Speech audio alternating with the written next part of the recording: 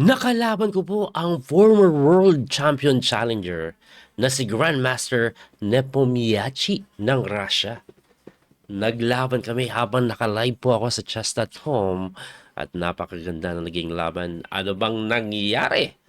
Panoorin niyo po yung nangyayari sa live namin na bakbakan and then analyze natin after. Enjoy the game, guys. That little mouse, cause I'm an albatross.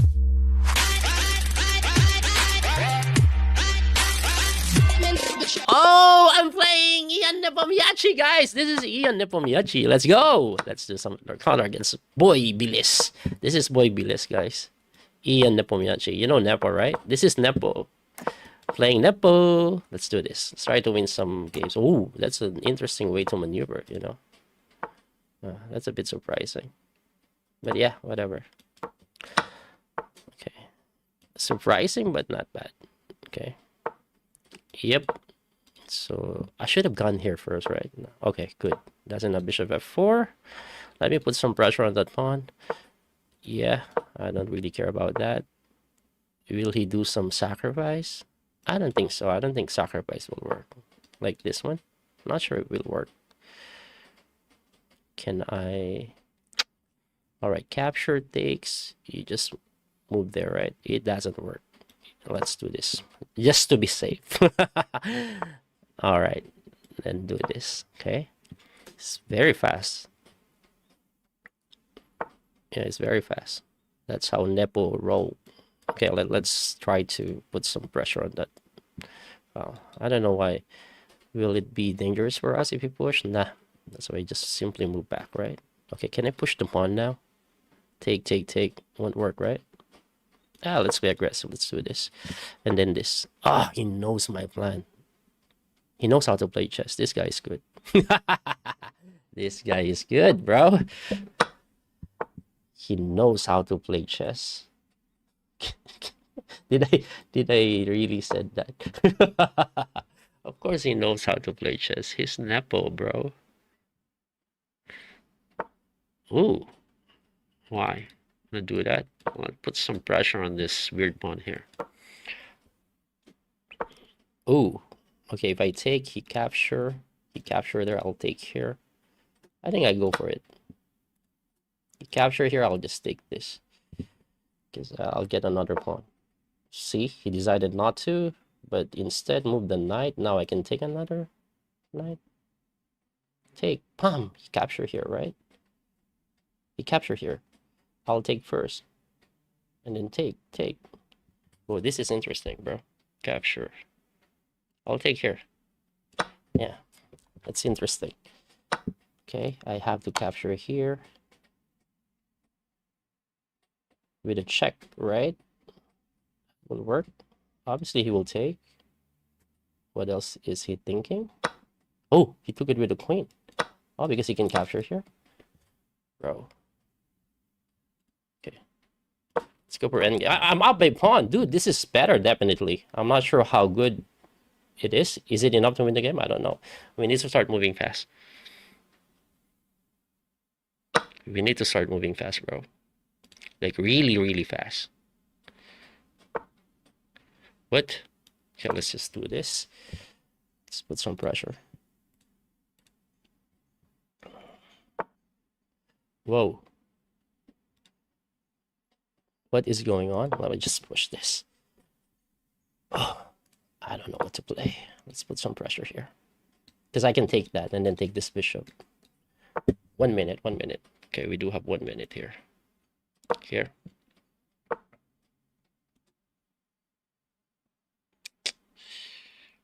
One minute. Okay, what to do? Capture. Okay, let's get rid of this bishop.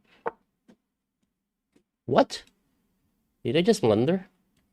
Maybe not so much. Okay, I got this.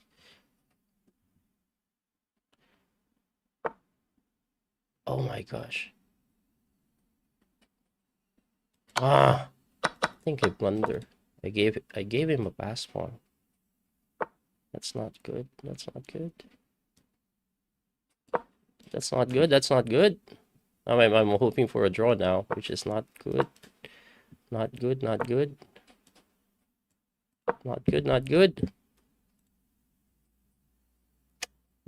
under. I need to start moving fast. Like really fast. Yeah. Make sure my king can catch that pawn. Or at least my knight can catch that pawn. Right? Oh my. Oh, still not over, not over. I know it's over. Okay, it's not that over yet. It's not over yet. It's not over. Okay, let's create our own fast pawn. This. This. This.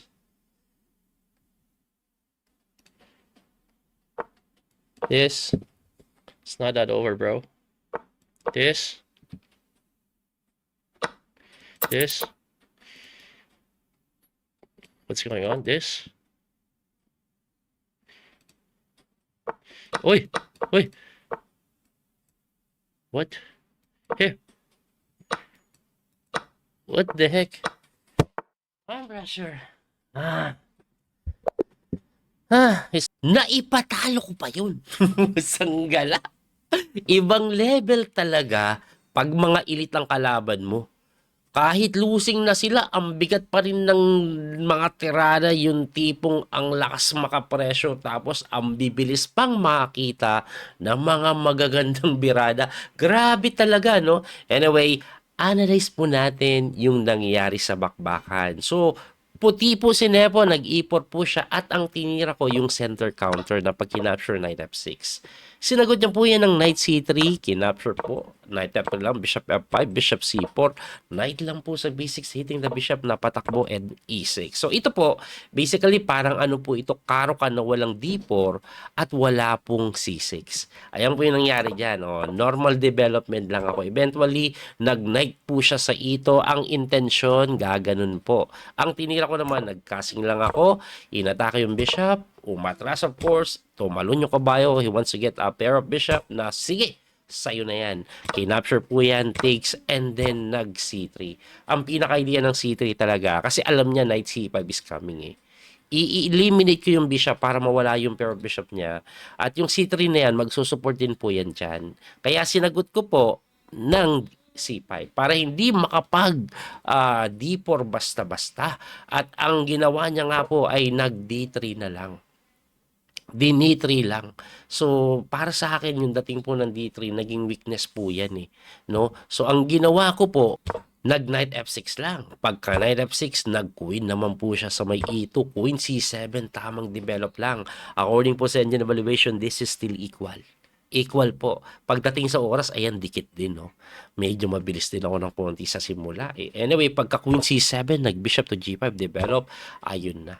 Tututukan ko na po ito. Kung pwedeng pilahan, gagawin ko. So, ang ginawa niya po is nag-rook to D3, nag-rook to D7, and then tumira po ng rook to E1 na medyo naalangan na po ako dyan. Kasi nakita ko po, baka may sacrifice ba? Hindi ako sigurado eh. Pero baka may sacrifice. Kaya, ang sinabi ko po sa aking sarili, ayoko muna mag-rook D8. Rook D8 ang gusto ko. Ang sabi ko, siguraduhin natin walang sacrifice. Binara ko muna. So, pagkabara, tumira po ng queen to f3, ayun na, wala nang sacrifice. Saka ko po tinalon or saka ko po nilagay yung tore sa may D-file. So far, according sa engine evaluation, this is very close to equal pa rin. Tumira po yan ng H4 na agresibong aatake. Ako naman po, nag-B5.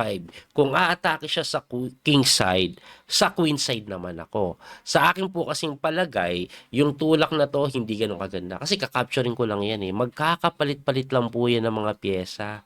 Magkakapalit, tas may mga knight dito. At pag napalit-palit yung pyesa, maliwanag na po na weakness to. Ganda ng tori ko eh. Nakaporma na eh. No? Kaya ang ginawa niya, di niya tinuloy. Umatras lang yung bishop. Ayaw niya mapalit yung bishop. Siguro gusto niya pa rin ituloy, pero hindi dapat mapalit yung dark square bishop. Ang ginawa ko naman A5 sa kabilang banda umatake na sinagot niya na agad ng napakagandang A4. No? So sinalubong niya agad. Pero yung A4 na salubong na yan, hindi pala ganun kaganda yan. Ang best move pala dito, hindi yung tinira ko eh. Ang tinira ko second best, equal. Pero mas maganda daw kung ibabara ko na ganun, B4. Yun daw mas maganda, sabi ng engine. Pero ako, nakita ko talaga kagad to. Kasi gusto ko talagang, ano to mabuksan Pero ang idea po kasi ng B4, pag kanyang sinipot, takbo mo yung kabayo mo, weakness ito, backward pot. Mas maganda nga, no? Anyway, ang ginawa ko nga ay C4 na kinapture takes and then tumakbo. Tapos, dinevelop ko na yung bishop ko kasi wala na pong kailangang depensahan dyan. Inactivate ko yung bishop, may pressure doon na konti. Tumira po siya ng bishop to G5. Bumalik! Nasabi ko, ay, bahala ka dyan. Dito lang ako. Kasi depensado naman ang ginagawa ko ngayon, dalawang bagay. May pressure po ako dito, may pressure din po ako sa may F2. So, ang plano ko kainin yung pawn na hindi niya po dinipensahan ng normal na kung saan in-expect ko babalik Ang tinira is yun. Naintindihan ko naman, ba't di siya bumalik? Ayaw niya ng tabla. Ngayon, pagkatira ng rook to dito, unang tingin, ako po, hindi mo pwedeng tikman, sir. Kasi tatagos yung bishop, dali yung reyna. Pero ang ginawa ko, wala akong pake, kinapture ko pa rin. At yan po ay number 1 engine move. Ba, bumilib ako sa sarili ko dito. Tama yung aking ginawa. Lamang na daw po ang item. Sa kadahilanan, no, ipakita ko lang. Yung tirada po kasi na bishop takes dito, hindi uubra. Hindi po uubra yan kasi queen takes c3, mag-endgame lang yan.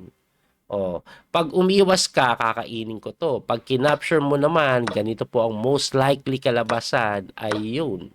One pawn up lang na malinaw, may pass pawn dito, may pressure na binibigay, lakas ng tutok, may talon doon. This is definitely winning. Kaya balik po tayo dun Pagka queen takes to b2 po kasi, ang tinira niya is knight lang po sa may e2. Nakita niya na may capture dito, kaya dinipensahan. Ngayon, ako naman, sabi ko, teka, di ba winning na to? Winning na, capture lang. Yun po yung aking ginawa. Kung titingnan nyo, coach, libre yan, ba't binigay mo? Kasi po may capture. At pagka-takes mo, libre yung tore. Kaya i-insert na po talaga muna yung rook takes. Kaso meron akong knight takes. Diba? At pagka knight takes, tumira po siya ng queen takes. Na syempre, binawi ko yung tore. And then queen takes, so c5. Na ang naging ending, 1 pawn up ako. 1 pawn up. At ang tinira ko po dito, dahil 1 pawn up, hinamong ko yung reyna. Naku, na mali pa pala, hindi pa pala yan best move. Ibalik ko lang po kung bakit ko po tinira yan. Medyo mabilis kong tinira yan Pero ang pumasok po kasi sa aking isipan, kung gagalong ko yung bishop iatas lang, may check na ganun. Na ako po inaalangan ng konti sa mga ganung klaseng idea. Baka nga may sacrifice din doon, capture, tapos capture doon. May mga ganun po ako nakita, kaya sabi ko, total 1 pawn up ako, ipapalit ko na. Pero hindi ko po nakita yung number 1 engine move. Tapos na dapat yung laban. Rook to c7.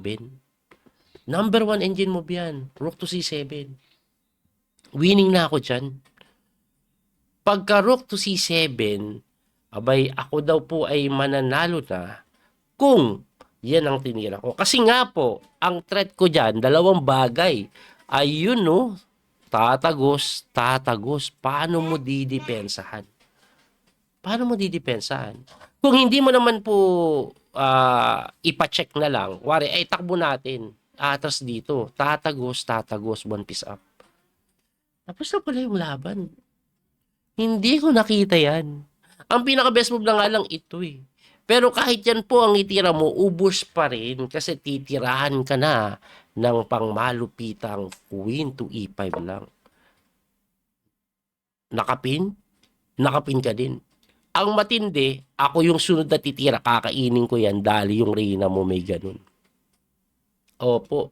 Hindi mo maatras to yung atrasana. Atras natin, sabayan tayo. Hindi pwede kasi kain Ayan grabe ka winning. Grabe pala yun. Sayang, hindi ko nakits. Mali pala yung tinira ko na queen to d4. Ayun. At pagka queen to d4 ko, medyo lamang pa rin because of the 1 pawn up. Pero, close to equal pa nga. Ayan, hindi masyadong malaki yung kalamangan Ayan, negative 0.36 lang. At gumanon po siya, umalaki. Kasi 1 pawn na pero may proc bishop eh. Pero actually, ako pa rin may pilit dito. Yun nga lang dito, sunod-sunod yung mali ko. Ayan, inatake ko yan, dumipensa. Tingin ko dito may pasok na ata ko rook F3, na miss ko eh. Ayun, rook F3 nga agad oh. Kasi napakain ko po itong pawn eh. Nagsayang pa ako ng tira, nag F6 pa ako eh. Pero rook F3 na agad. Ayan oh.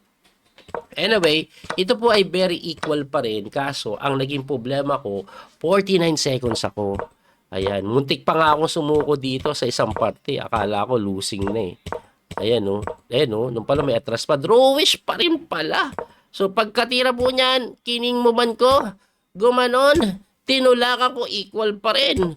Gumanon, kaso wala na, 27 seconds eh, no? Nag-knight to b5, binigay ko na yung pawn. Ang tamang tira daw po, mas maganda dito, according sa engine, wag ko ibigay yung pawn basta-basta. King moban ko na. Kung makain man yan, dapat nandito na yung king ko, abay siguradong tabla. Yun po ang mangyayari sa ata. No, kasi magwa-1 pawn na pa rin ako eh. Makakain ko to eh. Eh, kaso, 27 seconds na nakalak. Si Boy Bagal tayo, kalaban natin si Boy Bilis. Ayun, naubos tayo dito sa endgame part. Losing agad yung endgame. Oh, ganda ng tinira niya na yan. Wala na akong magawa dyan. Kasi kahit kainin ko po yan, kahit kainin ko po, kakainin lang eh.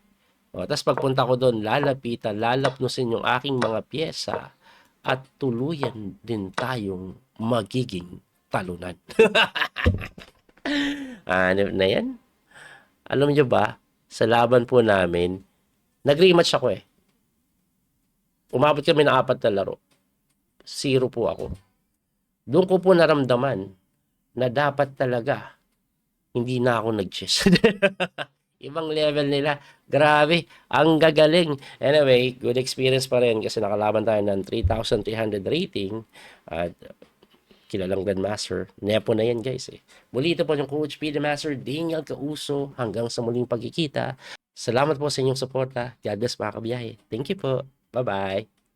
That little mouse, cause I'm an albatross.